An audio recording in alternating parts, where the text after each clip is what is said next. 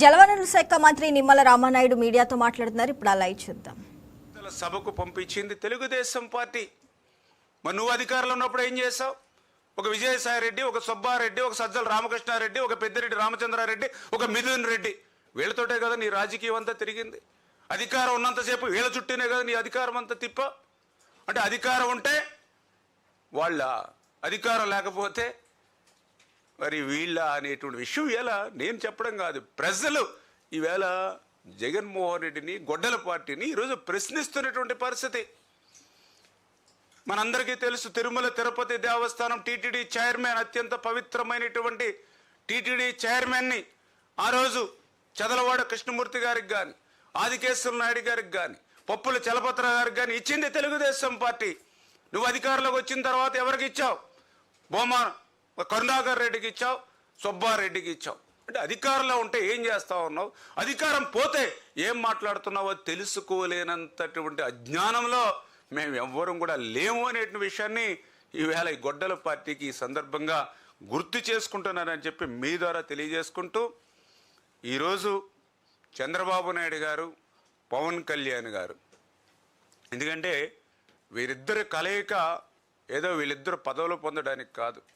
5 సంవత్సరాల నీ నిరంకుశత్వ నియంతృత్వ పాలన నుంచి ఈ రాష్ట్రాన్ని స్వేచ్ఛ స్వతంత్రం ఇవ్వాలనేటువంటి ఆలోచనతో, 5 సంవత్సరాల నీ కక్షలు, కేసులు, వేధింపుల పాలన నుంచి ఈ యొక్క రాష్ట్రానికి ఉపశమనం కలిగించాలనే ఉద్దేశంతో, 5 సంవత్సరాలు నీ బుల్రోజర్లు, నీ బూతుల పంచాంగం నుంచి ఈ యొక్క రాష్ట్ర ప్రజలకు మరి ఈవేళ స్వేచ్ఛ వాయువులు ఇవ్వాలనే ఆ రోజు చంద్రబాబు నాయుడు గారు, పవన్ కళ్యాణ్ గారు కలిసినటువంటి పరిస్థితి.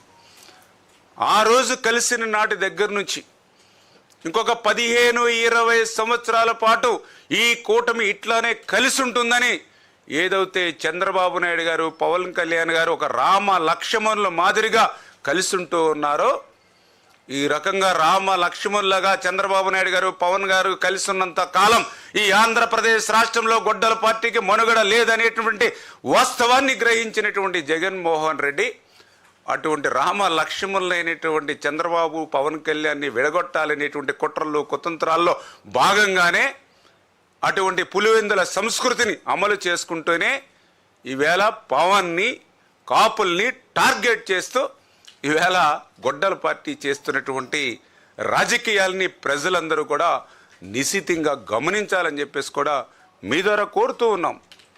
ఎందుకంటే ఈవేళ చంద్రబాబు నాయుడు గారు చేస్తున్నటువంటి ప్రయత్నం మనం చూస్తూ ఉన్నాం. ఈ రాష్ట్రంలో కులాల మధ్య అడ్డుగోడలు ఉండకూడదని ఈవేళ చంద్రబాబు నాయుడు గారు పనిచేస్తూ ఉంటే, ఈవేళ గొడ్డల పార్టీ మాత్రం కులాల మధ్య అడ్డుగోడలు ఉండాలి, కులాల మధ్యలో అడ్డుగోడలు ఉంటేనే రాజకీయ భవిష్యత్తు ఉంటుందనేటువంటి ఆలోచనతో, దుర్మార్గంతో ఈవేళ గొడ్డల పార్టీ ఈ రాష్ట్రంలో చేస్తున్నటువంటి రాజకీయాల పట్ల ప్రజలందరూ కూడా అప్రమత్తంగా ఉండాలని చెప్పి మీ ద్వారా అందరినీ కూడా కోరుకుంటూ ఉన్నాం. Thank you.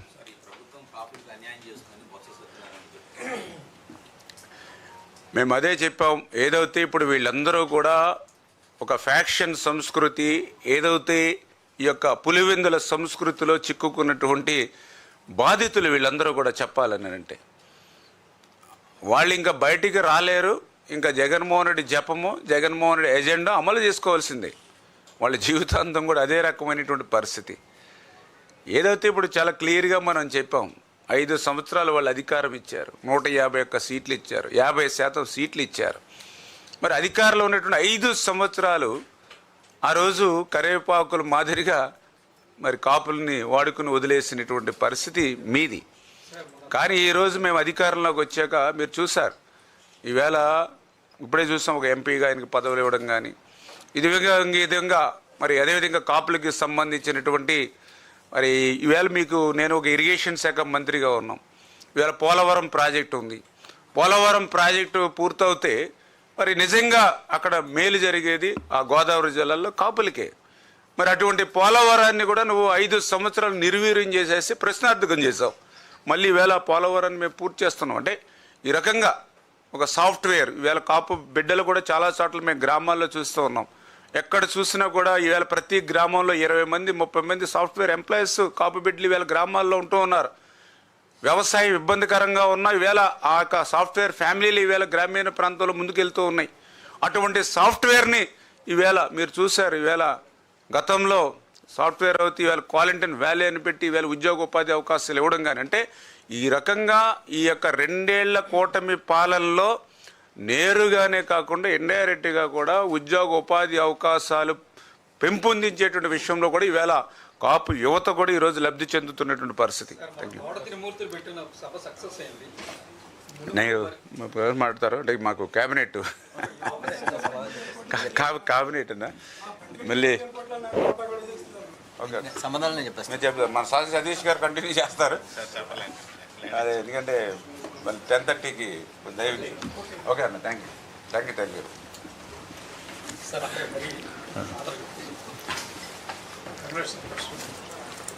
మొన్న త్రిమూర్తులు పెట్టిన కాపు సోదరుల సభ సక్సెస్ అయింది.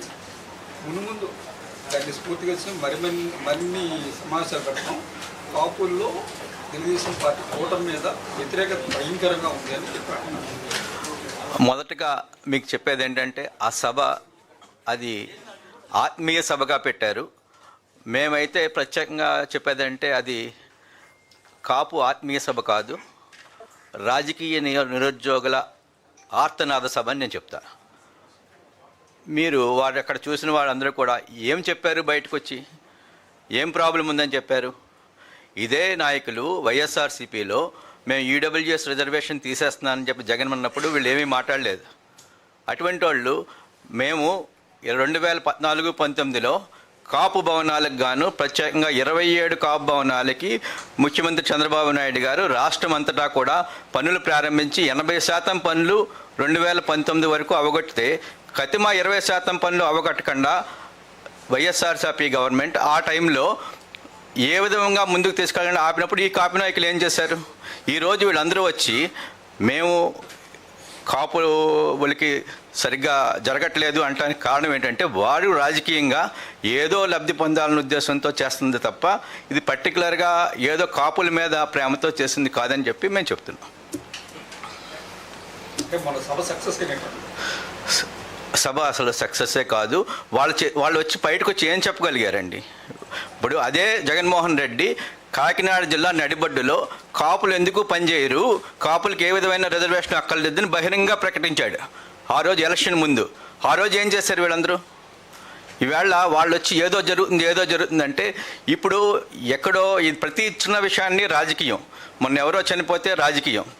ఈ జగన్మోహన్ రెడ్డి దగ్గర ఒక టీం ఉంటుంది. వీళ్ళు ఏంటంటే ఎవరన్నా చనిపోతే ఆ శవం దగ్గరికి వెళ్ళి ఇతనికి కులం ఏంటి, కాప, కమ్మ, రెడ్డ చూసిపోయిదని చెప్పి ఒక హడావిడి చేశారు. ఇవన్నీ కూడా వాళ్ళు కుల రాజకీయం. మీకు పర్టికులర్గా చెప్పాలంటే ఇదే త్రిమూర్తులు